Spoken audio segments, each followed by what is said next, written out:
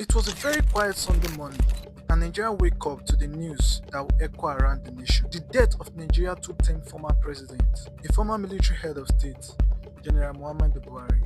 The nation were left to mourn and filled with pain, though not all. Buhari died in what we will call exile, not in his village, Daura, his state, Katsina, neither in the capital city, Abuja, where he ruled for 10 plus years as a civilian president and a military head of state. He was far away from the nation in London. Why many Nigerian mourn? Many accuse him with misfeeling. Why will he be in London, taking treatment in an hospital? Why didn't he build one where he could treat himself in Nigeria? Buhari has once been on this stage before. In 2017, a few years after taking office, he went silent. Many had feared if this would be another Yaradua. Nigeria only waited with hope and anticipation that he would return. Months go by, then finally he was back to the nation, hale and healthy. Though rumors cycled that this wasn't Buhari ruling the nation, that it was the Sultan of Sudan who replaced Buhari, and Buhari would take interview assuring the nation that it was him, even joking about him being the Sultan of Sudan. Few years down the line, 2 years after leaving office, he's yet to trade the same path again. This time, he didn't return, just as 2017.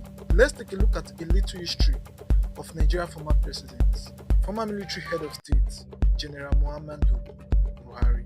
He was born in 1942 in Katsina State, northern Nigeria. Buhari rose through the rank as a well-disciplined military officer, and in 1983, he led a coup that will overthrow the then civilian government.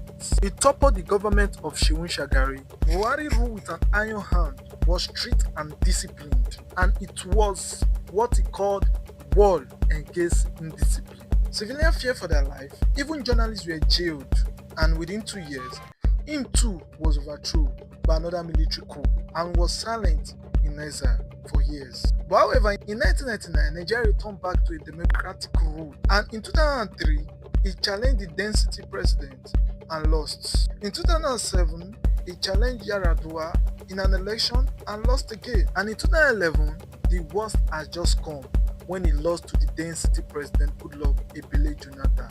So he thought.